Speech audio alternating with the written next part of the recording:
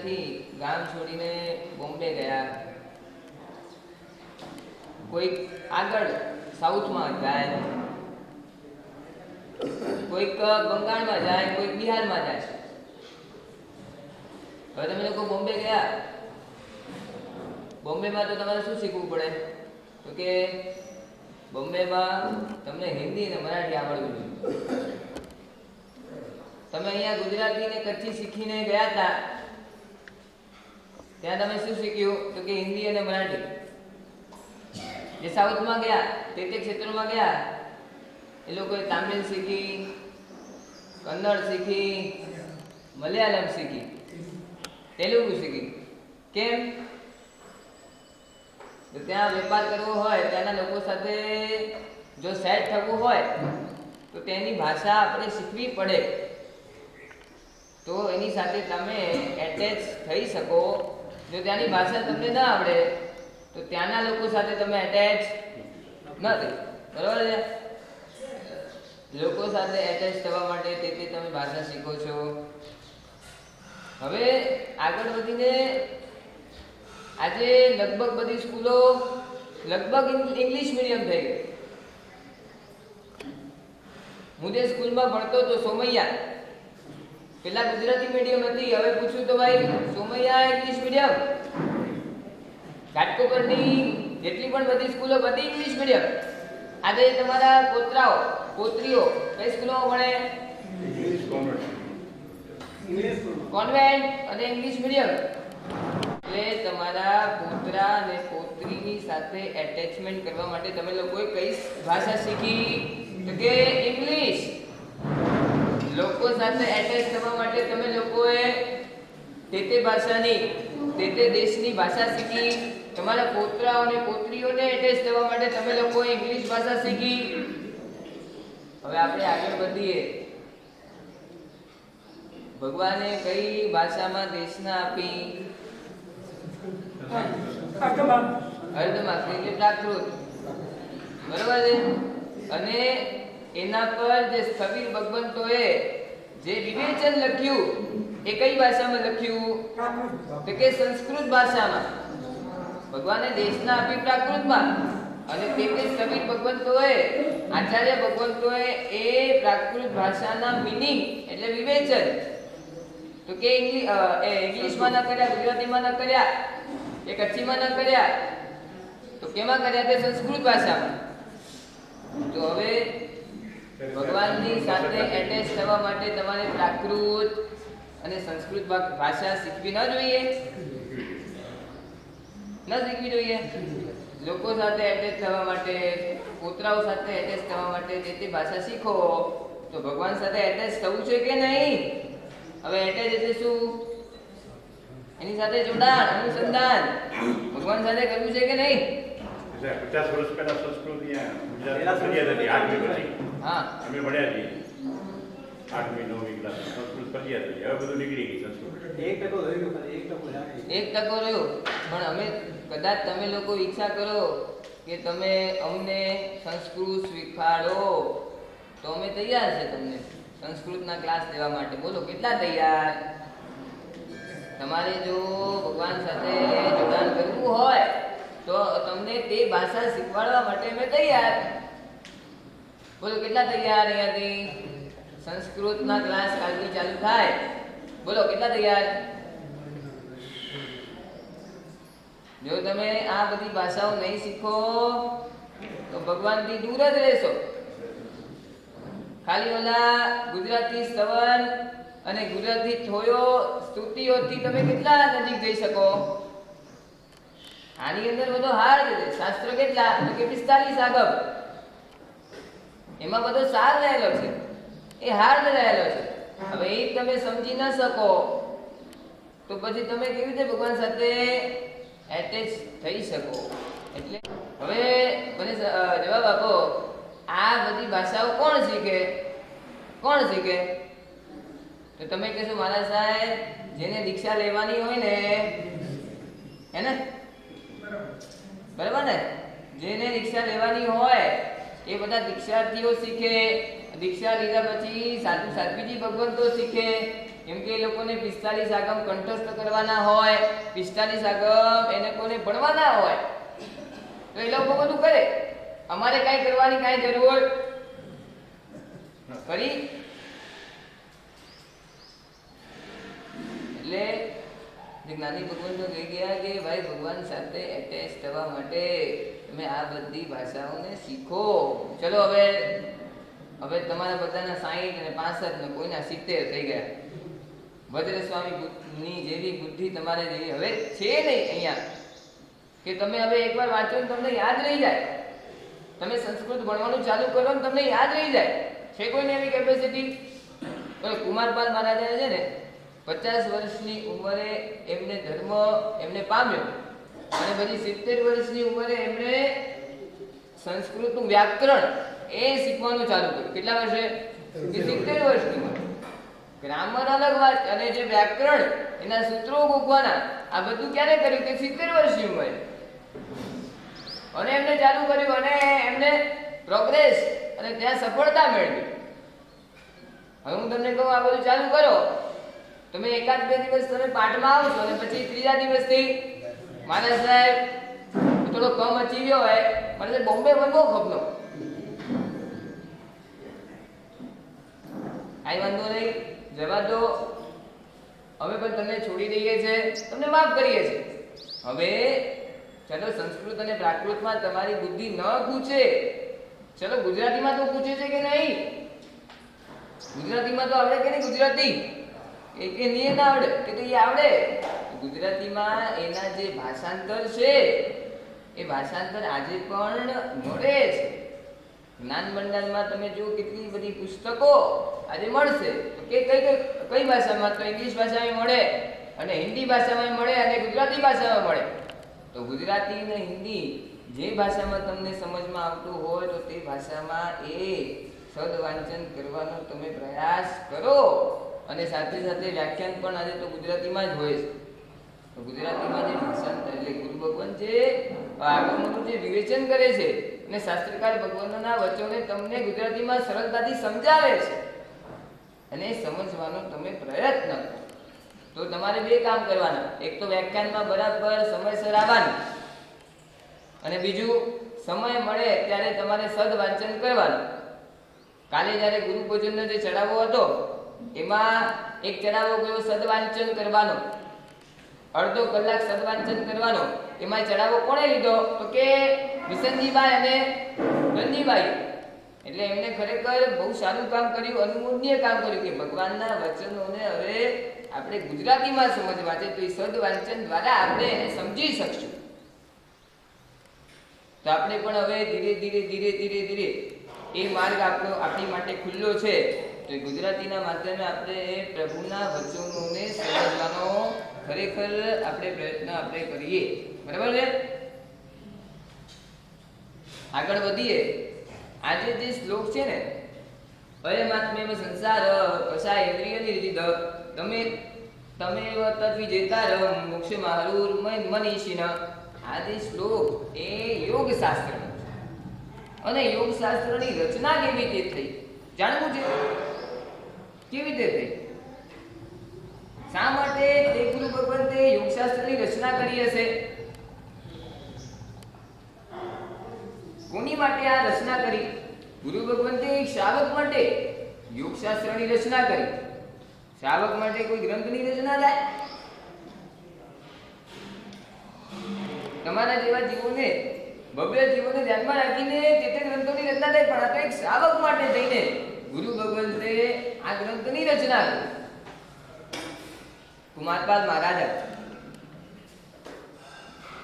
50 વર્ષનું એમનું જીવન તમે જુઓ ને, તમને થઈ જાય કે આ વ્યક્તિ એ હવે ત્રીજા ભોગમાં હવે મોક્ષે જવાના?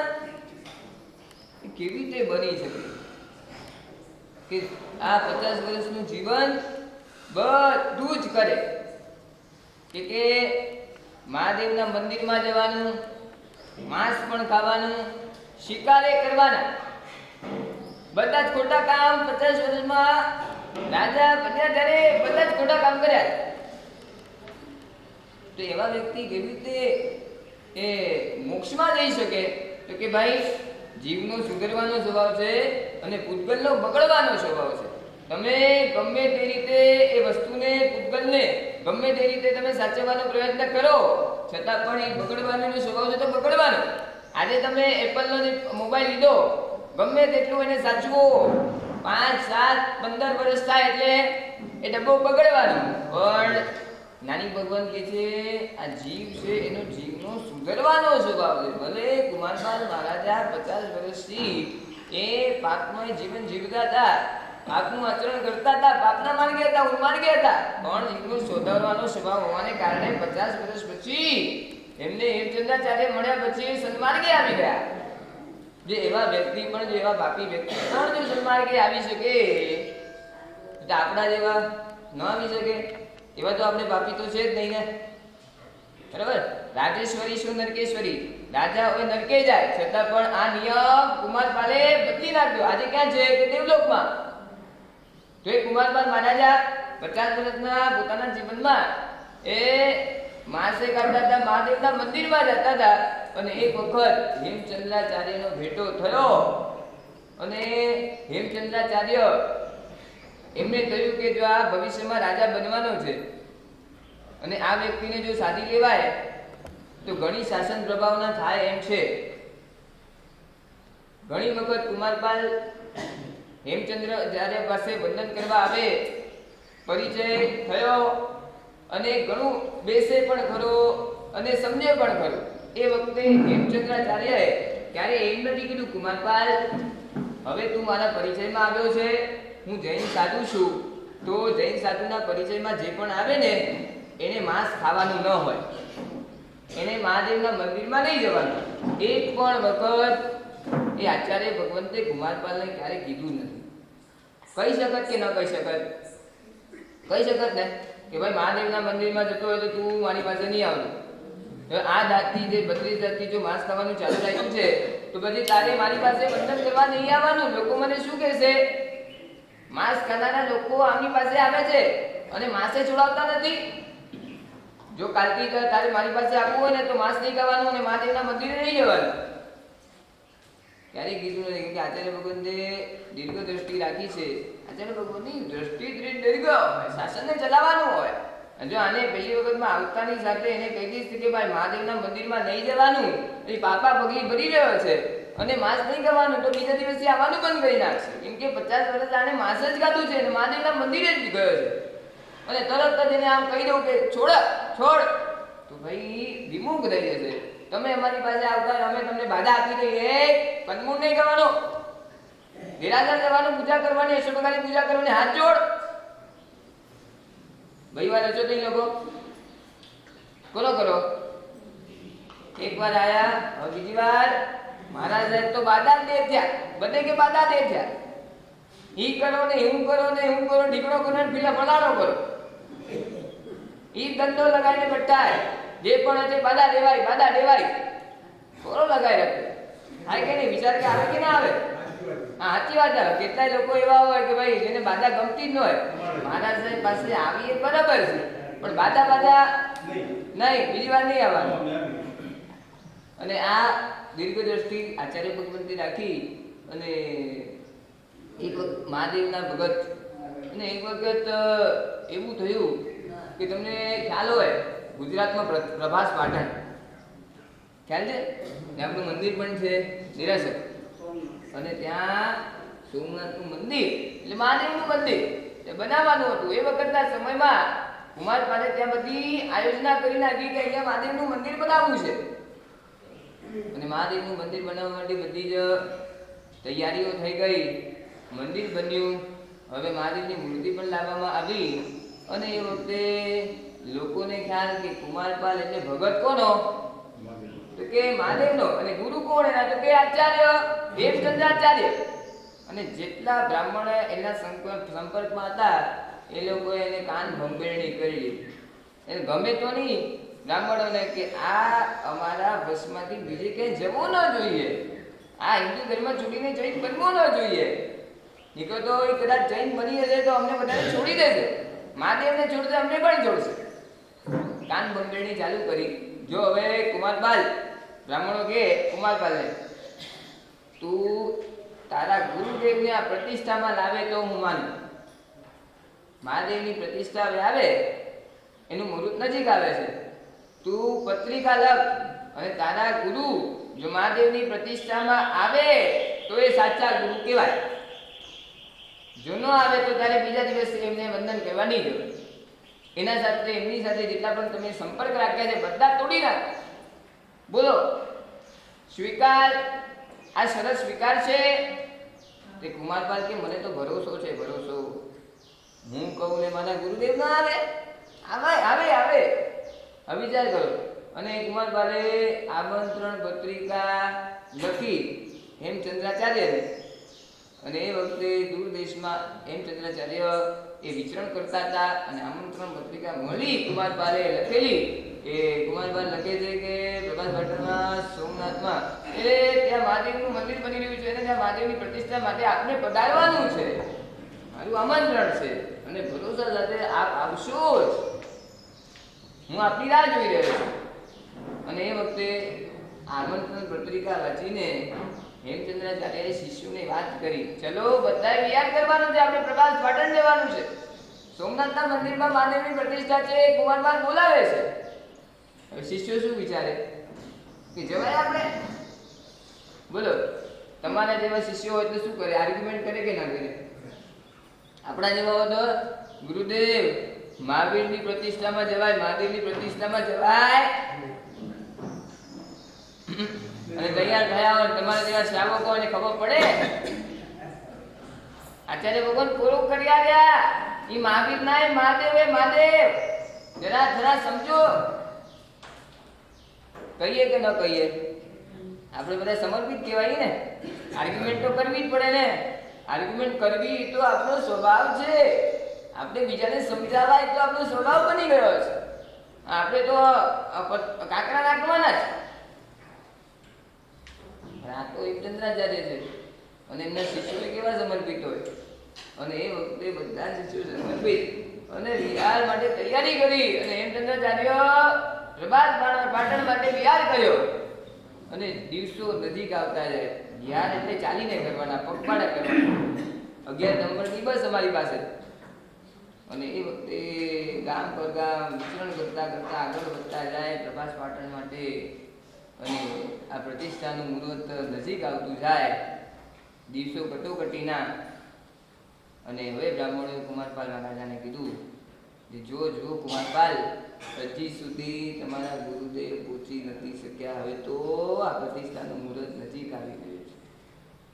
આ જો હવે દિવસો નજીક આવી રહ્યા છે. હવે કાલથી તો મહોત્સવ ચાલુ થવાનો અને 8મા દિવસે તો પ્રતિષ્ઠા થવાની છે. હજી તારા ગુરુદેવ પહોંચ્યા નથી. મને લાગે છે ગુરુદેવને તારે છોડવા પડશે. અને કુમારપાલને ભરોસો ગમે તે થાય મારા ગુરુદેવ આવે ને આવે. બોલો આવો ભરોસો જે કુમારપાલને હતો એ એવો ભરોસો આપને ખરો? આવો વિશ્વાસ ગુરુ પ્રતિ આપણને ખરો? કાલે બધાએ જીતવી દાદાની જય બોલાવીને ગુરુ પૂજનો કર્યા ને તે દ્રવ્યોથી બધા ગુરુના ભક્ત બની ગયા. હા, ગુરુના ભક્ત કોણ બને? તો મોતી શાહ શેઠ જેવા ન બને?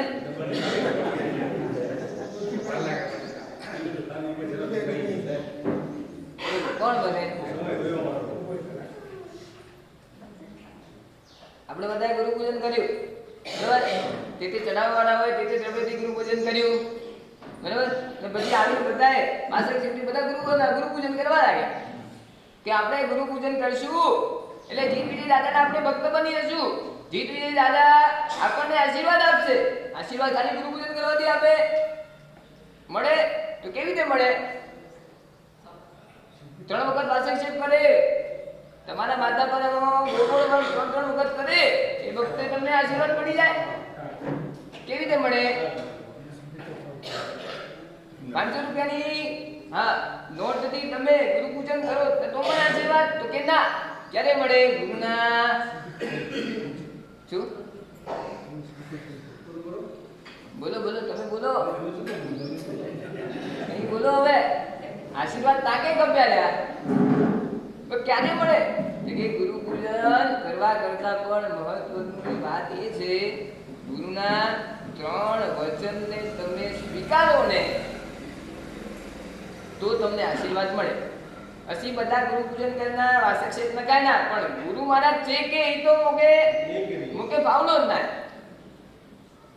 ઈ હલે કે ન હલે તો આશીર્વાદ મળે કે ન મળે ક્યારે મળે આશીર્વાદ એ ગુરુએ વચન સ્વીકારવા ખપે બરાબર ને પણ હવે ગુરુએ વચન ન સ્વીકાર્યું અને ગુરુએ મારો અંતરનાથ આશીર્વાદ મળે કે ન મળે કે મળે કે ન મળે ગુરુએ વચન સ્વીકારવા પડે થોડા ઘણા એ પછી કેવા મળે ઉપર જતા એ બધા બાઉન્સર જતા રહે અને આ કુમારબાલ વિશ્વાસ મેં ગુરુ બનાવ્યા છે મને વિશ્વાસ છે કે પ્રભાત પટણ આવશે અને જે દિવસે પ્રતિષ્ઠાનો દિવસ અને કટોકટીના દિવસે બિહાર લાંબા બિહાર કરીને પણ એ વખતે બ્રાહ્મણોએ કીધું ચાલ છેલ્લો દિવસ છે પ્રતિષ્ઠાનો દિવસે જો આજે ન આવે તો તેને છોડવાના અને કુમારબાલ આ જોઈ રહ્યો છે કે હમણાં ગુરુદેવ આવશે હમણાં ગુરુદેવ આવશે હમણાં ગુરુદેવ આવશે હમણાં ગુરુદેવ આવશે અને દૂર દૂર જ્યાં નજર નાખે છે ત્યાં વ્હાઈટ વસ્ત્ર ધવલ વસ્ત્ર પહેલા કોઈ વ્યક્તિ દેખાય છે હવે કુમારબાલ આગળ ગયો અને ખ્યાલ આવ્યો આ તો મારા ગુરુદેવ પધારી ગયા છે સીધો દોડ્યો એમના ચરણે પડ્યો અને અશ્રુ વહાવ્યા છે આ ગુરુદેવ પધાર્યા મને ભરોસો હતો મારા ગુરુદેવ પધારશે જોરદાર સામયિક કર્યું અને એ વખતે મહાદેવના મંદિર તરફ પહોંચ્યા છે મહાદેવની મૂર્તિ સામે એ કુમારપાલ મહારાજાએ હેમચંદ્રાચાર્યએ હાથ જોડ્યા શું કર્યું હાથ જોડ્યા મસ્તક નમાવ્યું અને કુમારપાલ મહારાજા આ બધું જોઈ રહ્યા છે અને પછી હેમચંદ્રાચાર્યએ મહાદેવની મૂર્તિ સામે મહાદેવની સ્તુતિ પણ કરી મહાદેવની સ્તુતિ કરી અને કુમારપાલ મહારાજા અને બીજા બધા જ બ્રાહ્મણો આ બધું જોઈ રહ્યા છે અરે બ્રાહ્મણો એકદમ એના મોઢા તમે જોવા જેવા હોય બિલકા પડી ગયા બિલકા એમને એમ હતું કે આ આચાર્ય ભગવાન મહાવીરને માનનારા એ કે મહાદેવની પ્રતિષ્ઠામાં આવે ખરા એ જૈન કહેવાય અને અમે તો બધા ઇતર શાસનના કહેવાઈએ હિન્દુઓ કહેવાઈએ અમે મહાદેવને માનીએ એ લોકો કાંઈ અમારા મહાદેવની પ્રતિષ્ઠામાં ના આવે આ ભરોસો થઈ ગયા બ્રાહ્મણો બેઠા હતા પણ ભરોસો એ લોકોને તૂટી ગયો અને એની સામે સ્તુતિ કરી રહ્યા આચાર્ય ભગવાન અને મુહૂર્ત આવ્યું અને એ વખતે બ્રાહ્મણો પણ ત્યાં પહોંચ્યા અને આચાર્ય ભગવાન પણ આમ મંત્રોચ્ચાર કરે મહાદેવની મૂર્તિનું સ્થાપન થયું સ્તુતિમાં શું બોલ્યા એ મહાદેવ સ્તોત્રમાં આખું મહાદેવ સ્તોત્ર છે આખું મહાદેવ સ્તોત્ર બોલ્યા છે અને આ પ્રતિષ્ઠા થયા પછી જાઓ દલાલી બધાને આનંદ બ્રાહ્મણોના મુખ બિલકા કુમારપાલ એકદમ ખુશ અને બધા બહાર આવ્યા એ વખતે કુમારપાલે આચાર્ય ભગવાનને પ્રશ્ન કર્યો કે ગુરુજી લોકો કહે છે તમે જૈનોના ગુરુ તમે મહાવીરને માનો પણ આજે મેં જે દ્રશ્ય જોયું છે આજે મને શંકા પડી તમે મહાવીરને માનનારા છતાં પણ તમે મહાદેવ સામે હાથ જોડ્યા મસ્તક નમાવ્યું અને તમે મહાદેવની પણ સ્તુતિ કરી તો હવે મને શંકા થાય મહાદેવ મોટા કે મહાવીર મોટા જો તમે મહાવીરને માનનારા હો તો તમે મહાદેવ સામે ક્યારે હાથ ન જોડો એમની સ્તુતિ ન કરો તો હવે મને શંકા થાય મહાવીર મોટા કે મહાદેવ મોટા ત્યારે હેમચંદ્રાચાર્ય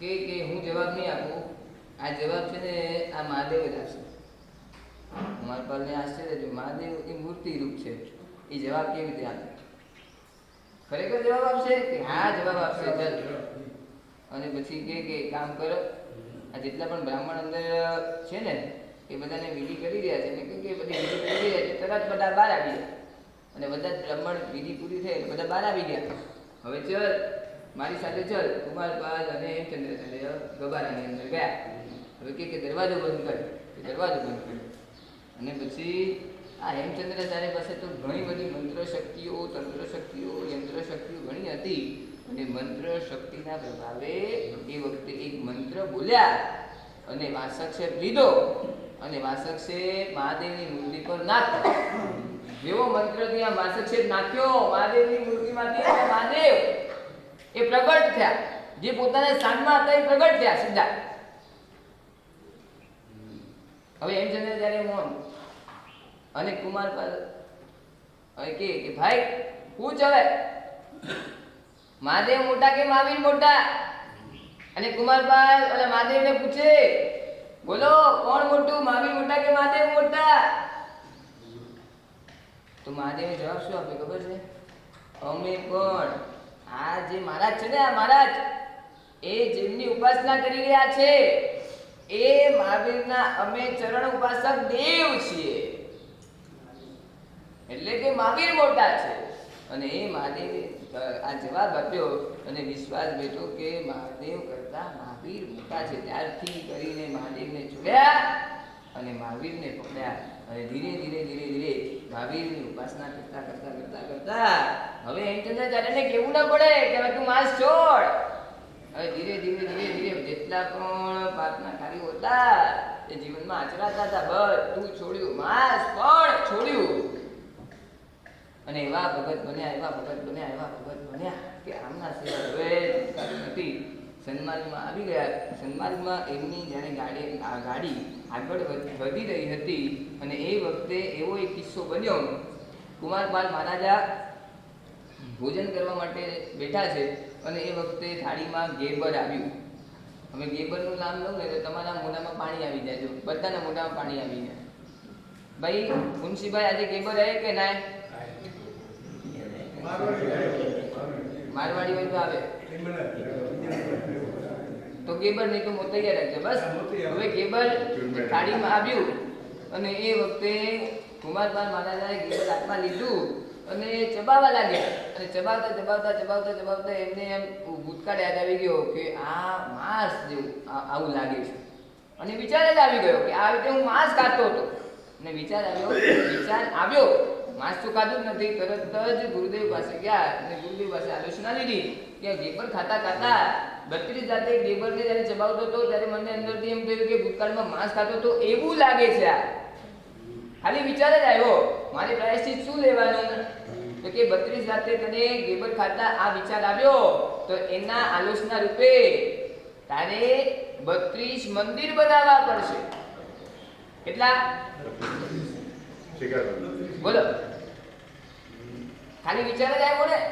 અને એમ ત્યારે આવું મોટું પ્રાયશ્ચિત આપ્યું કે તારે 32 મંદિર બનાવવા પડશે.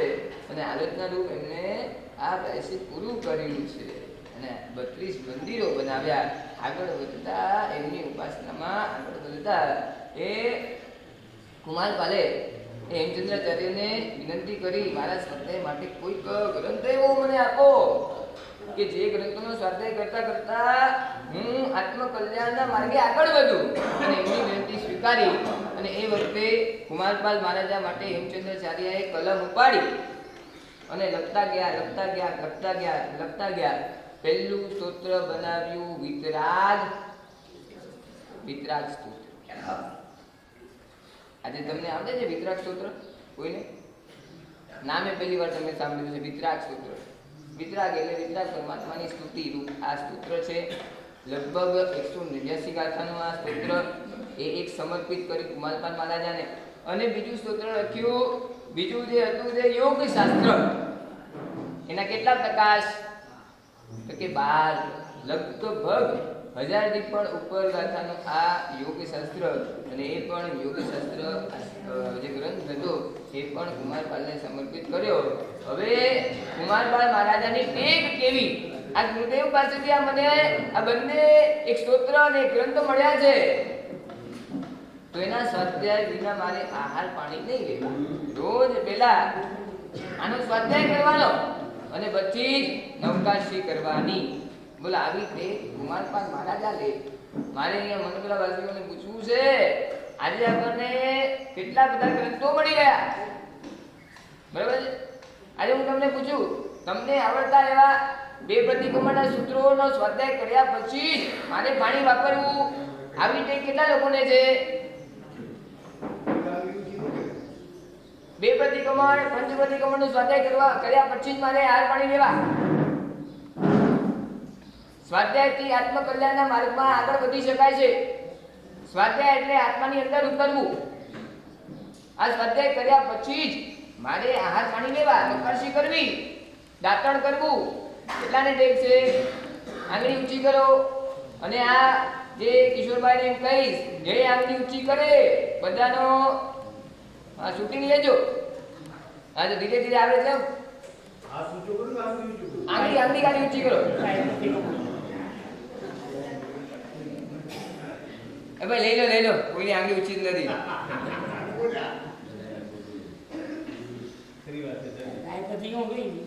બસ બીજું કઈ નહીં. બધે કઈ નહીં કરવાનો. સ્વાધ્યાય કરો, હમણાં કરવાનો, અમારે જ કરવાનું. જાતું તમારે કઈ નહીં કરવાનું. એટલે તમે રાઈટ પ્રતિક્રમણ કરો, દેશી પ્રતિક્રમણ કરો એટલે છૂટ્યા, પાપ છૂટ્યા તમારા. અમે પાપ વધારે કર્યા ને એટલે અમારી ક્રિયા વધારે કરવી પડે. બરાબર કે નહીં કુંસીભાઈ? તમે તો બધા એકદમ બધા હળવા ફૂલ, પાપ બહુ ઓછા કરો ને તમે લોકો બધા. પાપ તો અમે બધા કર્યા એટલે અમારી બધી ક્રિયાઓ કરીને પાપ છોડવા પડે. સ્વાધ્યાય અમારે કરવાનું, દિવસથી રાત સુધી ક્રિયાઓ અમારે કરવાની. અને તમે બધા જો એવા નવરા ભૂલ, ખાલી બે વાર પ્રતિક્રમણ કરવાનું, વ્યાખ્યાન કરવાનું, પછી ગુલ. સંસાર એટલે શું છે? તો કે બીજું કાંઈ નથી. કે કશા વિષય અને કશા અંદર પડ્યા હોય તો એ સંસાર, સીધી વ્યાખ્યા. અને જ્યારે વિષય અને કશાય એ જાય એટલે સંસાર ગયો એટલે મોક્ષ. મોક્ષમાં કઈ જવાની જરૂર નથી. પ્રયત્ન શું કરવાનો? મોક્ષમાં જવાનો પ્રયત્ન નહીં કરવાનો. મોક્ષ તો સાતરાજ ઉપર, એમાં તમારે જવા માટે કોઈ સીડી ને એવું બધું કઈ કરવાની કઈ જરૂર નથી. કોઈ રોકેટમાં આગળ જવાની વધવાની કઈ જરૂર નથી. તો પ્રયત્ન શું કરવાનો? તો કે વિષય અને કશાય એને ઓછા કરવાનો પ્રયત્ન કરો. કેટલો એકદમ સહેલો ઉપાય કહેવાય કે ક્રોધ આવતો હોય ને ક્રોધને બંધ કરો, એને કંટ્રોલમાં કરો. માન છે, માયા છે, લોભ છે, 5 પ્રકારના જે વિષયો છે એમાં ઇન્દ્રિયો તમારી જઈ રહી છે, તો ભાઈ એને તમે પ્રયત્નપૂર્વક એમાં જે તમારા અંદર રાગ દ્વેષ થઈ રહ્યા છે એને ઓછા કરવાના પ્રયત્ન કરો. બોલો મોટી સાથે કેટલો સહેલો હોય? સહેલું છે કે નહીં? થાય કે ન થાય? તો આપણે માટે અહીંયા જ આચાર્ય ભગવાન રત્ન સુંદર સુરેશ્વરજી મહારાજ એમની એક વાત યાદ આવે કે આનંદમાં અમને જ્યારે મળ્યા હતા 3 દિવસ માટે, ત્યારે એમણે અમને કીધું કે આજે મારા ગુરુદેવ એટલે ભુવન માનુશ્રી મહારાજ, એમના ગુરુદેવ ભુવન માનુશ્રી મહારાજ, એ ભુવન માનુશ્રી મહારાજ એ જ્યારે હતા ત્યારે શિક્ષાઓ લખતા હતા અને એમની ખૂબ સેવા કરી, એમની શિક્ષાઓ મળી, ઘણું બધું એમની સેવા કરીને એમને પ્રાપ્ત કર્યું છે. આજે આ સ્ટેજ અમે પ્રાપ્ત કર્યું છે ભુવન માનુશ્રી મહારાજના આશીર્વાદ. હવે એમના ગયા પછી મેં જયઘોષશ્રી મહારાજને મારા ગુરુ તરીકે સ્વીકાર્યા છે. અને આજે આટલા ઉપરના સ્ટેજ પર આવ્યા પછી પણ જયઘોષશ્રી મહારાજની ટપાલ મહિને આવે. અને જયઘોષશ્રી મહારાજ ટપાલમાં શું લખે ખબર? કે રત્ન સુંદર વિજય મહારાજ અમને આમ આ વાત શેર કરે. જયઘોષશ્રી મહારાજ રત્ન સુંદર મહારાજ જે ટપાલ લખે એની વાત આ નાના મુનિઓ સાથે શેર કરે. તમને શું લાગે છે જયઘોષશ્રી મહારાજ મારી માટે શું લખતા છે? ધન્યવાદના ના બધા શબ્દો લખતા છે કે રત્ન સુંદર વિજય તમે તો દિલ્હીમાં જઈને પેલા પીએમ સાથે મીટિંગ કરી, સોનિયા ગાંધી સાથે તમે મીટિંગ કરી અને જે બધા એક્ટ બહારના દેશોમાંથી ભારતમાં આવતા હતા અને ભારતને આખું બગાડનારા હતા આ બધા એક્ટ, એ બધા એક્ટને તમે રવાના કર્યા છે. ખરેખર તમે બહુ સારું કામ કર્યું છે. અને તમે આ પ્રવચનો દ્વારા જૈનો અને અજૈનોને ધર્મ પમાડી રહ્યા છો. બહુ ખરેખર બહુ અનુમોદનીય વાત છે. હું તમને ત્યાંથી શાબાશી આપી રહ્યો છું. આ બધા વચનો છે ને પ્રશંસાના વચનો જ. હું તો મોટા વ્યક્તિને તો બધા પ્રશંસાના વચનોથી ફૂલાવાના હોય ને કે મેં મારા જીવનમાં એમને ગુરુ તરીકે સાંભળ્યા છે. બોલો એમના લેટરમાં શું આવ્યું છે ખબર છે? પત્રમાં આવે આમ લખે કે રત્ન સુંદર વિજય ખરેખર ચારે બાજુથી તમને ભય છે, ચારે બાજુથી ભય છે, બહુ ફૂલાવાની જરૂર નથી. આવા શબ્દો આમ કે મને આ શબ્દો જાગૃત કરે. મહિનામાં એમની જે ટપાલ આવે ને એની રાહ જોઉં. ભય વધી રહ્યો છે, ચારે બાજુથી ભય વધી રહ્યો છે. આજે તમને પીએમ મળવા આવે, સીએમ મળવા આવે, ઘણા ઉચ્ચ અધિકારીઓ બધા તમને મળવા આવે. આજે તમે જ્યાં ચોમાસું કરો તો ત્યાં જાઓ જલાની હોય છે, મોટા શ્રીમંતો તમારા પગે પડે છે. ખરેખર ભય વધી રહ્યો છે. અને છેલ્લે લખે આટલા ઉપરના સ્ટેજ પર પહોંચ્યા પછી પણ વિષય અને કસાયથી બચતા રહેજો, નીકળતો તમારી માટે પતનની ખાઈ દૂર નથી, તમારી માટે દુર્ગતિ દૂર નથી.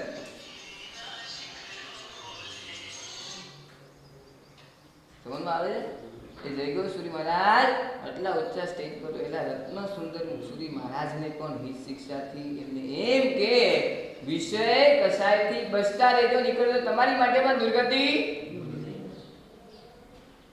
હવે એ જયગોસુરી મહારાજ કદાચ હયાત હોત અને આપણી માટે ટપાલ લખવી હોત તો એ શું લખત? રત્ન સુંદર મહારાજને પણ આવી રીતે લખવું પડે, જો તમે વિષય કસાયથી દૂર ન રહ્યા, એમાં જાગૃત ન રહ્યા, બધું અનુકૂળ મળી રહ્યું છે તમને, છતાં પણ ચેતતા રહેજો, ભય વધી રહ્યો છે. જો તમે આમાં જાગૃતિ ન રાખી તો આવતો ભાવ તમારી માટે બહુ ભયાનક હશે.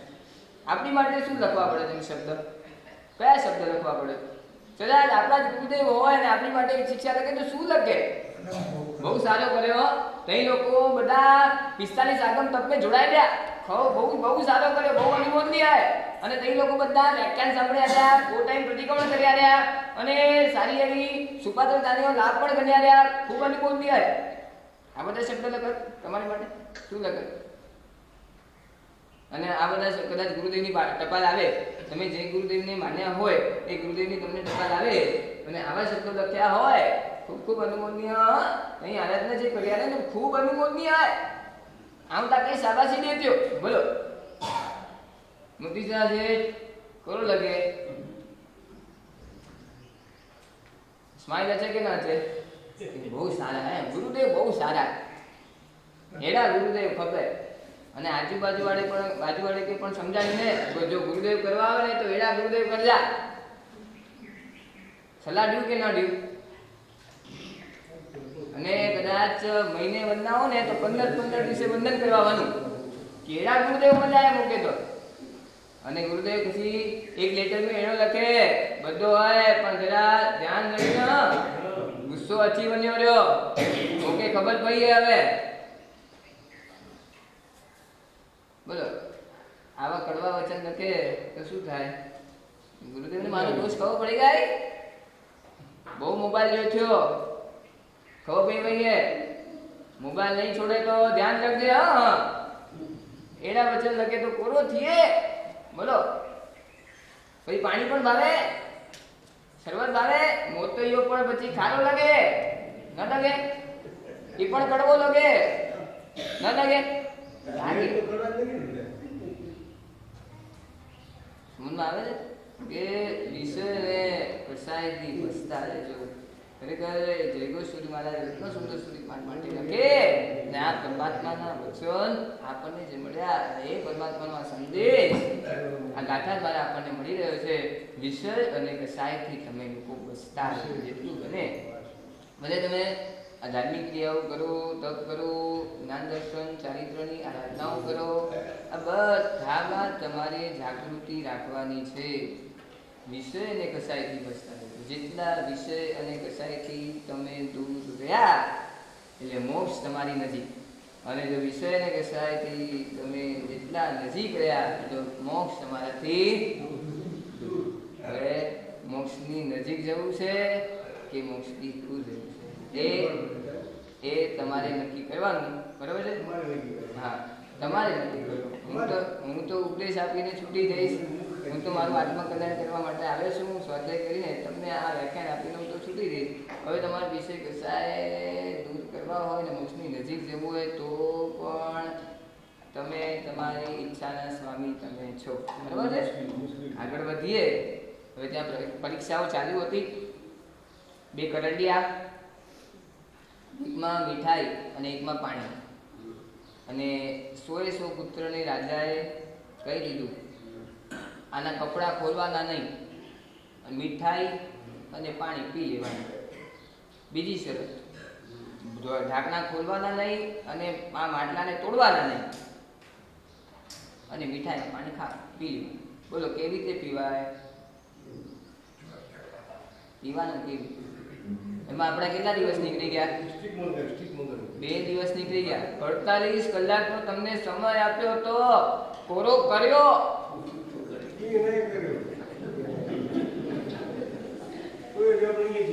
નહીં? આજે ઠીક તો કરો યાર, બુદ્ધિશાળી ગયો. ઓશવાડ ઘોડા હોય પણ બુદ્ધિ તો હોય કે ન હોય? વેપારમાં તો બરાબર બુદ્ધિ લગાઈ જા. કેવી રીતે ગ્રાહક કે ડબ્બેમાં ઉતારવો? 50 से माल देते 500 में बेचो ने, ये बुद्धि तो बराबर हलाई. हते बुद्धि ना हलाई. सन्मार्ग में बुद्धि करते बने खबर ना है भाई. कोई के जवाब आप्यो? सुनजी भाई आगे तो आपनो तो ये तो संग है यार. हां बोलो. हां वारे वाह કરણજી. હવે ઓલા 19 જે ભાઈઓ હતા એ ભાઈઓ બધા એકદમ માટું ગંજવાળા લાગ્યા કે કેવી રીતે હવે આમ ખબર નથી પડતી. આ પિતાજીએ સાથે બુદ્ધિ નાઠી લાગે છે, આ બધું શું પૂછી રહ્યા છે? એ ઢાંકણ ખોલ્યા વગર પાણી અને મીઠાઈ ખવાય કેવી રીતે? હવે શ્રેણીકને પૂછ્યું કેવી રીતે ખવાય? કરંડિયામાં પાણી કેવી રીતે? પાણી તો માટલામાં. હવે એક કામ કરો, આ કરણિયામાંથી પાણી પીવું એટલે માટલામાંથી તમે પાણી પીવું હોય તો એક કામ કરો, એ માટલાની આજુબાજુ જે પાણી છે જામ્યું છે ને ત્યાં વસ્ત્ર લગાવી દો, ત્યાં જમેલું પાણી વસ્ત્રમાં આવી જશે અને નીચે વળી પાણી પી લેજો. મીઠાઈ કેવી રીતે ખાવાની? કે પૂછે મીઠાઈ કેવી રીતે ખાવાની? મીઠાઈ ખાવાની કેવી રીતે? તો કે જો આ કરંડિયું છે ને, પિતાજીએ જે કરંડિયું આપ્યું છે બરાબર વિચારીને આપ્યું છે. કરંડિયામાં નાના નાના નાના નાના છિદ્ર છે. તો હું કરવાનું? હવે મીઠાઈના આપણા ગોળા હોય, જેટલું મોટી હોય તો મોટો હોય, એ છિદ્રમાંથી નીકળે કેવી રીતે? તો કે કામ કરો, કરંડિયાને હલાવો, હલાવો અને ચૂરો થાય અને છિદ્રમાંથી કાઢી લેજો અને પછી પેટ ભરીને જમી લેજો. તો કે એવું? તો કે હાલો કર્યો. 99 પુત્રો લાગ્યા બધા, જેના પાસે એટલા બધા કરંડિયા હલાવવા લાગ્યા. મીઠાઈઓ ખાધી અને પછી વસ્ત્ર લગાવીને પાણી પણ પી લીધું અને પછી પેટ ભરીને ઓય ડકાર આવ્યો બધાને. ઓય બધા આગળ વધ્યા પિતાજીની પાસે અને પિતાજી કીધું ખાધું પીધું? કે હા ખાધું પીધું. તો કે ભાઈ કેવી રીતે ખાધું ને કેવી રીતે પીધું? તો બધા કીધું કે આવી રીતે શ્રેણીકે અમને કીધું હતું એટલે આવું કર્યું. તો અચ્છા શ્રેણીકે કીધું તો મનોમન વિચાર કર્યો ખરેખર આ લોકો આવો બુદ્ધિના બેદાન, હા શું કહેવાય, ઓથુએ છે, અકલના આથુએ છે બધા. અને શ્રેણી ખરેખર બુદ્ધિનો બેતાજ બાદશાહ છે. ખરેખર રાજગાદી માટે કોઈ યોગ્ય હોય તો 99 ને છોડીને ખાલી શ્રેણીક જ છે. મનોમન ખાલી વિચાર, પરંતુ એને રાજગાદી તો આપી શકાય એમ છે. આ લોકો અકલના ઓથુની એટલું પણ આવડતું નથી. રાજગાદી પર બેસાડીશ તો રાજ્ય ચલાવશે કેવી? આગળ વધતા ફરીથી એ લોકોની પરીક્ષા. દૂર દૂર દૂર દૂર દૂર દેખાય છે? કઈ દેખાય છે? બધા 100 પુત્રોને કહે છે દેખાય છે? કઈ દેખાય? પ્રસન્નજીત મહારાજ કે હા હા દેખાય છે. આ ઘોડા જેવું દેખાય છે. તો કે બોલો આ ઘોડો છે કઈ જાતિનો છે? એની જાતિ કઈ? ઘોડાની પણ જાતિ હોય કે નહીં? કે ઘોડાની જાતિ હોય ઘોડો કઈ જાતિનો છે? તો બધા વિચારવા કે ઘોડો છે ને જાતિ કઈ હોય? ઘોડાની કઈ જાતિ હોય? અલગ અલગ જાતિ હોય, કઈ જાતિનો ખબર શું પડે? દૂર દૂર કે દૂર ઘોડો દેખાય છે ને એની જાતિ કઈ છે? હવે 99 પુત્રો એ તો જવાબ ના આપી શકે. શ્રેણીકનો વારો આવે. શ્રેણીકે કીધું હું જવાબ આપું ખરો, મારી એક શરત છે. હું તમને પાક્કો જવાબ આપું, મારી એક શરત છે. કઈ શરત છે? તો એક કામ કરો, એ જે ઘોડો ઊભો છે ને એ ઘોડાની બરાબર બાજુમાં પાણી રાખો. કે રાખીએ, હાલો પાણી રાખો. અને ત્યાં પાણી રાખવામાં આવ્યું અને 2 મિનિટ સુધી શ્રેણીક એને જોયા કરે. બરાબર. અને શ્રેણીકે જવાબ આપ્યો તમે દૂર અમને ઘોડો દેખાડો છો અને પાછું કહો છો કે જાતિ કઈ? આની જાતિ છે જ નહીં કોઈ. હું જાતિ નથી કે નથી. આ ઘોડો છે તે આ નકલી ઘોડો છે. આ નકલી ઘોડો છે. બોલો. પ્રસેનજીત મહારાજ કે હા સાચી વાત છે. આ નકલી ઘોડો છે. શ્રેણી આ જવાબ કેવી રીતે આપે બોલો.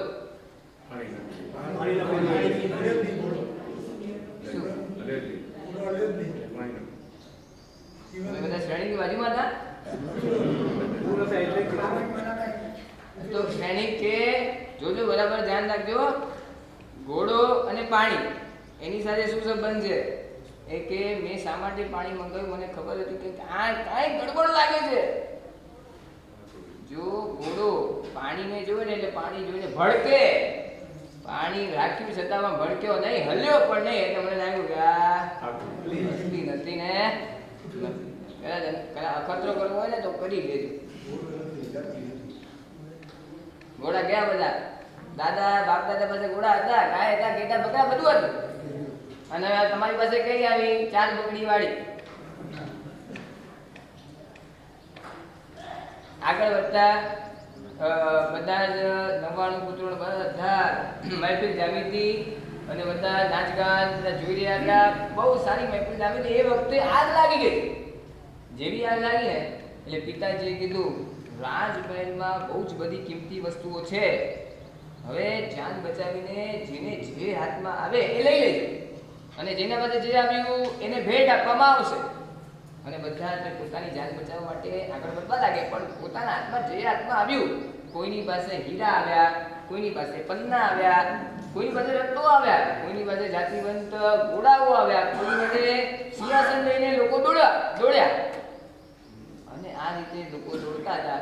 એ વખતે શ્રેણી કે છત્ર લીધું, ચામર લીધું અને એક ભંભા લીધું. એક વાજિંત્ર છે ભંભા. અને એ વખતે હર 6 મહિને ભંભા વગાડવામાં આવે. અને ભંભા વગાડતા એનો જે અવાજ છે એ જે સાંભળે એ કદાચ રોગી હોય, 6 મહિનાનો રોગી હોય તો એનો રોગ દૂર થાય. અને આ અવાજ સાંભળ્યા પછી 6 મહિના સુધી રોગ આવે નહીં. પૂર્વનો 6 મહિનાનો રોગ જતો રહે અને ભવિષ્યમાં 6 મહિના સુધી. મુનશીભાઈ કાલે ભંભા ગણે છે મને હતા આજુબાજુ મેં જોજો તપાસ કરતા. ભંભા મને તો મનોભલાવાસીઓ કમ જીવનનો જો કનકે ડાયાબિટીસ હે, બીપી હે, કોલેસ્ટ્રોલ બધા જામેલા પ્યાય.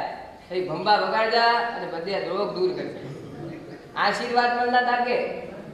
અને આવી ભંભા લઈને ઓલો નીકળ્યો. છત્ર ચામર આ બધા રાજચિહ્ન કહેવાય. અને આ ભંભા બધું લઈને નીકળ્યો. અને પછી બધા પિતાજી પાસે આવ્યા. જો મેં તો જાતિબંધ ઘોડો લીધો કે મેં હીરા લીધા, મેં પન્ના લીધા, મેં તો આ લીધું. હો એવું કર્યું.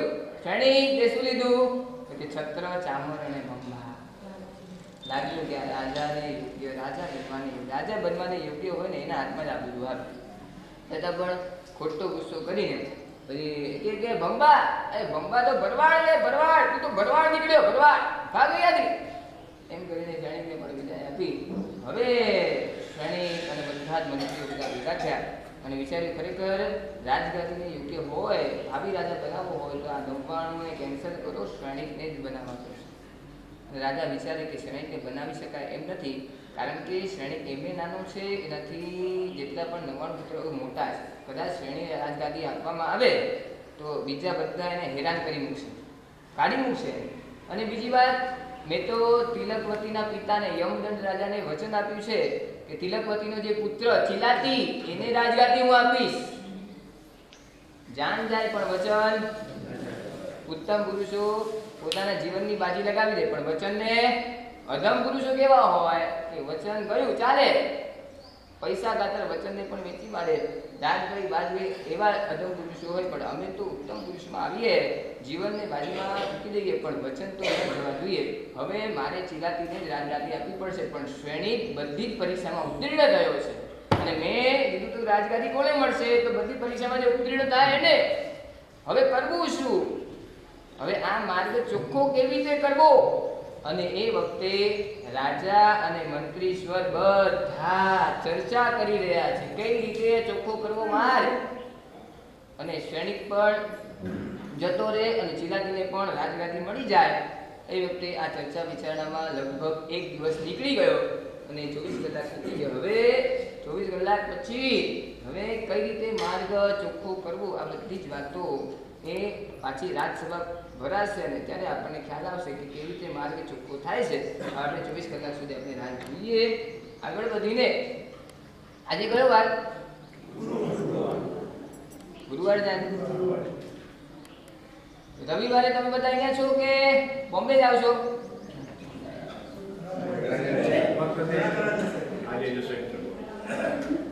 તમે બધા યાર અહીંયા હું બોમ્બે યાદ આવે, બોમ્બે હોય તો અહીંયા મનોબરા યાદ આવે. તમને ખબર છે જે જવા વાળા છે બધા પસ્તાવાના છે, બધા પસ્તાવાના. હજી કહું છું તમે લોકો તમારી ટિકિટ કેન્સલ કરી નાખો. રવિવારે તમને ખ્યાલ આવ્યો કે આ રવિવારે અહીંયા મનોબરામાં કાંઈક અદ્ભુત વસ્તુ બનવાની છે. ખબર છે તમને? સમાચાર આવ્યા તમે બધા પસ્તાવાના. તમને ખબર છે અહીંયા મનોપરામાં રાજા આવવાના છે. રાજા ઈ પણ કેવા? જે 3 ખંડના અધિપતિ છે. 3 ખંડ. કોણ? તો કે વાસુદેવ. ઈ પાછા કોણ? વાસુદેવ તો ઘણા થઈ ગયા. તો કે નેમિનાથ ભગવાનના કાળમાં થયેલા કૃષ્ણ મહારાજા અહીંયા આવવાના છે. જોવા છે કે નહીં? જોવા હોય તો તમારે રવિવારે અહીંયા રહેવું પડશે. એ કૃષ્ણ મહારાજા આવીને એ બધાને વંદન કરાવવાના છે. અને કેટલા? 1 2 નહીં, કેટલા? 18,000 વંદન. તમને ખ્યાલ હોય નેમિનાથ પરમાત્મા જ્યારે દ્વારાપુરીમાં આવ્યા ને ત્યારે એમની સાથે 18,000 સાધુ આવ્યા. અને કૃષ્ણ મહારાજનો ભાવ થઈ ગયો, મારે આજે 18,000 ગુરુવંદન કરવા છે, 18,000 ને મારે વાંધવા છે, મારે જુવારવા છે. અને એ વખતે સેવકની સાથે લઈને એમને દ્વાદશા વ્રત વંદન કર્યું. તમે લોકો જો કરે ને, કોઈકને ઘૂંટણની તકલીફ હોય તો ઊભા ઊભા કરી છામી કમાસનો વધ્યો, અને કોઈક બેસી જાય તો બેઠા બેઠા વંદન કરે. પણ આ જે કૃષ્ણ મહારાજ હતા એમને વિધિપૂર્વક દ્વાદશા વર્તન, તમે જે ઉદ્યાનમાં રાય મુક્તિ કરો છો એ રાય મુક્તિ વાળા દ્વાદશા વર્ત વંદન કેટલા કર્યા? 18,000. અને એમને 3 પદવી મળી. એક સાહેબ સંકેત મળ્યું, બીજું 7મી નરકમાં જવાના હતા, એમાં 4 નરક તૂટી ગઈ. ત્રીજી નરકમાં એ 4 નરક તૂટી એ લાભ થયો. અને ત્રીજી વસ્તુ તો કે એ ભાવિમાં તીર્થંકર પદવી એમને મળવાની. એટલે આવી પદવી, આવા લાભ, ઉત્તમ ઉત્તમ લાભ એમને કૃષ્ણ મહારાજાને મળ્યા. અને એ લાભ જે રવિવારે કૃષ્ણ મહારાજા બનશે એ પણ બધાને 18,000 ગુરુવંદન કરાવશે. હવે તમને એમ થશે કે મહારાજ તમે શું ગોલમાલ કરો છો? અમને કઈ અમે કઈ મૂર્ખા છીએ? અહીંયા ક્યાં 18,000 મહારાજ સાહેબ છે? અહીંયા 3 મહારાજ સાહેબ અને સાધ્વીજી મહારાજ છે. કેટલા થયા? લો 18 થઈ ગયા. તો બીજા ક્યાંથી લાવવાના? તમે કહો ને અમે બની જશું. બોલો એકા અમે બની જશું 18,000 માં. ના મારા સાહેબ તો ના કહેવાય. તો કે આપણે તે ગુરુ ભગવાનને આપણે ધ્યાનમાં લઈને એમનું વિવેચન લઈને પછી આપણે અહીંયા એમનું અનુકરણ કરવાનું છે. હવે 18,000 ગુરુવંદન તો એક સાથે નાના ગુરુવંદન કરીએ તો પણ એક દિવસમાં આપણા પોતે એક ગણતા જઈએ, પણ સામૂહિક રીતે 18,000 ગુરુવંદન થઈ શકે એમ છે. એ સંખ્યાથી આપણે નજીક જઈ શકીએ એમ છે. આ પ્રોગ્રામ છે ને અમે ઘણી વખત કરાવ્યો, કોઈમ્બતુરમાં પણ કરાવ્યો અને હૈદરાબાદ સિકંદરાબાદમાં પણ કરાવ્યો. એટલે એમાં શું છે કે સામૂહિક રીતે કેવી રીતે તો કે આ હોલમાં 1000 જણ હોય, 1000ની સંખ્યા હોય અને 18 મહાત્માને વંદન થાય તો કેટલા થાય સામૂહિક રીતે? વંદન કેટલા થાય? વંદન તો કે 18,000. તો 18 સામૂહિક રીતે 18,000 ગુરુ વંદનનો લાભ મળે. હવે આ હોલમાં 500 જણ હોય અને 36 ગુરુ ભગવાનના વંદન કરીએ તો કેટલા થાય? તો કે 18. 250 જણ હોય તો કેટલા કરવા? 250 જણ તો 72 કરવા. અને 125 જણ હોય તો કેટલા કરવા પડે? બોલો બરાબર છે. હવે 144 એક જ દિવસમાં ગુરુવંદન, કેમ કે આપણી સંખ્યા કેટલી છે? કેટલી છે મુનશીભાઈ? પ્રભાવના કેટલી બની? 100 એટલે 144 પડે. અને મને લાગે છે કે એક દિવસમાં 144 ગુરુ ભગવાનના વિવેચન કરીને આપણે વંદન કરીએ તો મને લાગે છે કે તમે બધા થાકી જાઓ અને બીજા દિવસે તમે તેને બોમ્બેની ટિકિટ કઢાવી દો એવું છે. એટલે મારે તમને બહુ થકાવા નથી. આપણે 18,000 એની સંખ્યાની બહુ નજીક જઈએ અને એનો આપણે લાભ પ્રાપ્ત કરીએ, બહુ નજીક જઈને લાભ પ્રાપ્ત કરીએ એવી ભાવના હું રાખું છું. કદાચ એક દિવસમાં ન પતે તો 2 દિવસ આપણે કરીએ ને રવિ અને સોમવારનો આ દિવસ આ ગુરુવંદન રાખશું અને 18,000ની સંખ્યાને નજીક જવાનો આપણે જેટલો બને એટલો પ્રયત્ન આપણે કરીશું. પણ એ ગુરુવંદન કરાવશે કોણ? તો કે કૃષ્ણ મહારાજા. કૃષ્ણ મહારાજા જે બનશે એના વતી એ ગુરુવંદન જેટલા વિવેચન થશે એમાં એ જ કૃષ્ણ મહારાજા જે બન્યા હશે તો કૃષ્ણ મહારાજા એ ગુરુવંદન કરાવશે. તો એનો ચડાવો પણ આપણે શનિવારે શુભ મુહૂર્તે આપણે શુભ લગ્નમાં આપણે કૃષ્ણ મહારાજા ભગવાનનો ચડાવો આપણે આશ્રમમાં દઈશું. બરાબર? અને હા, બધા ખરેખર બહુ અનુમોદનીય તમારી આરાધના ચાલી રહી છે. દર્શન કરવા જઈએ ત્યારે બધા જેટલા પણ ડોશીમાં છે, ડોસાઓ છે, ના મીઠા કાકા અને કાકીઓ છે. ડોસા અને ડોશી ન કહેવાય, કાકા અને કાકીઓ બધા લાગી પડે છે પ્રદક્ષિણા આપવા માટે. તમે મુનશીભાઈ તમે તઈ હચો, ઈશ્વરભાઈ તઈ હચો, હોતે હા વિડીયો અત્યારની હોતે ગણવા જેડો હોય. પ્રદક્ષિણા આપે ને તપની વિધિઓ કરે ને આ મારા પૂર્ણ જ્યોતિ મહારાજ નથી આવ્યા.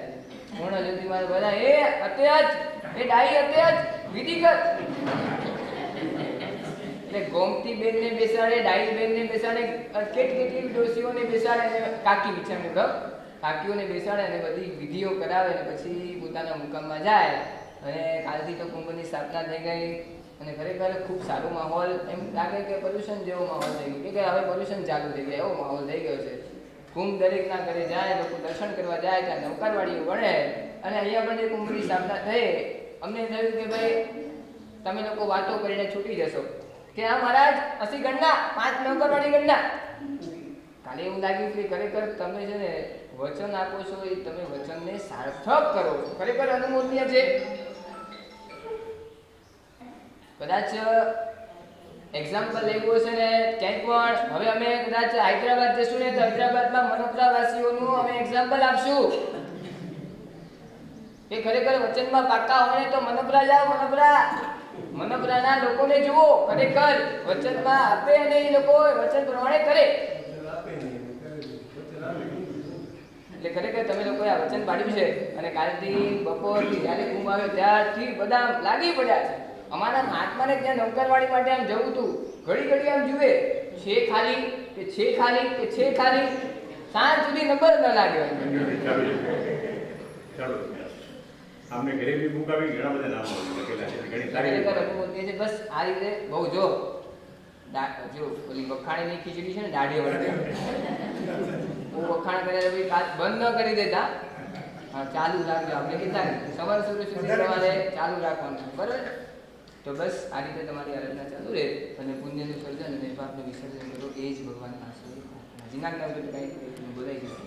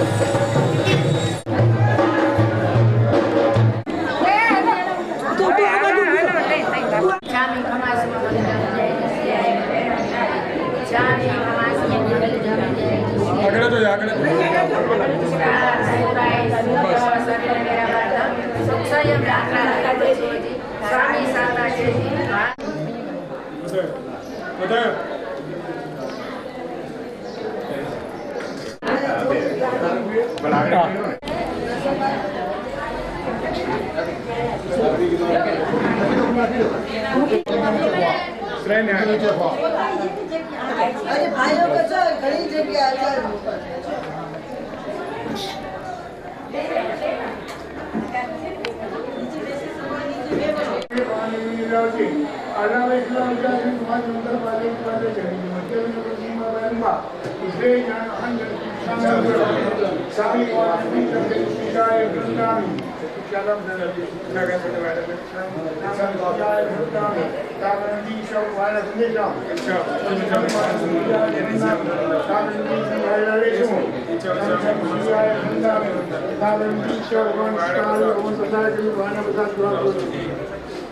નમો રિહંતાણમ નમો સિદ્ધાણમ નમો આયુર્જાણમ નમો વજ્જાયાણમ નમો સવસા એષુ પંચ નમોકારો સર્વપાવપણાપણો મંગલાણં કે સર્વે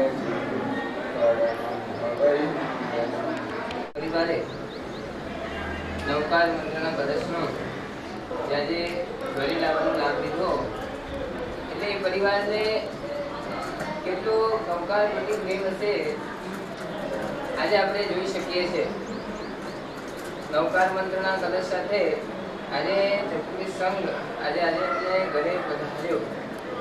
ચતુર્વિધ સંઘ ઘરે આવે તો સાંભળ્યું છે ઘણા લાભ થાય. આ ચતુર્વિધ સંઘમાં ઘણા લોકો એવા પણ હોય કે નજીકના ગામમાં મોક્ષે જવાના હોય, કોઈ એવા વ્યક્તિ હોય કે તીર્થંકર બનીને મોક્ષમાં જવાના હોય, કોઈ ગણધર બનીને મોક્ષમાં જવાના હોય, એવા વ્યક્તિઓનો સમાવેશ આ ચતુર્વિધ સંઘમાં થાય છે. તો આજે તમારે ત્યાં ચતુર્વિધ સંઘના પગલા થયા, એવા કોઈના કોઈ વ્યક્તિના પગલા આજે તમારા ઘરને માંગલિક કરી દે એવા જે પ્રસંગ તમારે ત્યાં ઉજવાયો છે. તો આજનો દિવસ તમારે મંગલમય, આજે મહોત્સવમય, આજે આજનો દિવસ મનાવવાનો છે. આજે આ ઘરમાં સારામાં સારું કાર્ય કરવાનું છે. નવકારવાળી તો તમે ગણશો, બરાબર. આજે જેટલી બને એટલી તમારે ધાર્મિક ક્રિયાઓ કરી લેવાની. પર્યુષણના દિવસોમાં તમે શું કરો? પર્યુષણના દિવસો હોય તો તમને મહત્વ સમજાય કે પર્યુષણના દિવસોમાં આપણે જેટલી ધાર્મિક ક્રિયા કરીએ એટલે આપણું પુણ્ય જોરદાર બંધાય. એટલે આજે લગભગ અમારે માનવું એવું કે આજે મારે માટે પર્યુષણનો દિવસ, આજે મહોત્સવનો દિવસ, આજે મારે માંગલિક દિવસ છે, મારે ત્યાં નવકાર મંત્રનો કલશ આવ્યો એટલે આજની જેટલી ધાર્મિક ક્રિયા થાય એટલી ધાર્મિક ક્રિયા આજે આ ઘરમાં આપણે તમારે જેટલી થાય એટલી કરવાનો પ્રયત્ન કરજો.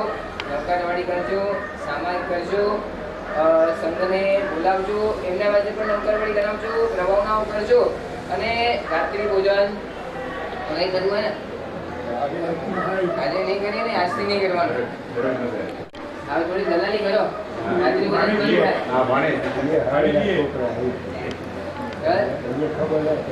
પર્યુષણ સુધી રાત્રિ ભોજન નહીં કરવાનું.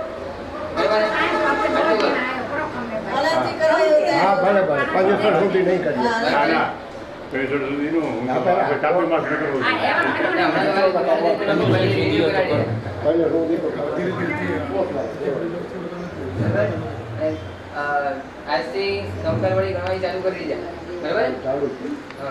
નવકાર વાળા આવ્યો ને કે પછી બંને વાળા આવ્યો.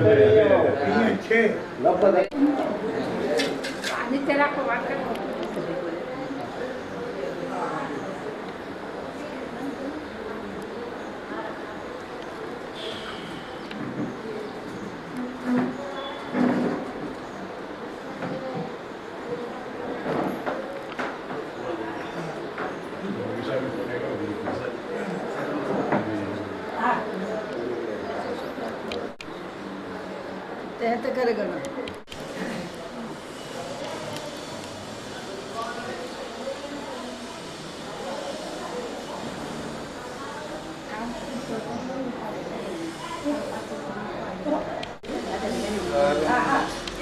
મંગલમ સર્વકલ્યાણ કારણમ પ્રધાનમ સર્વધર્માણામ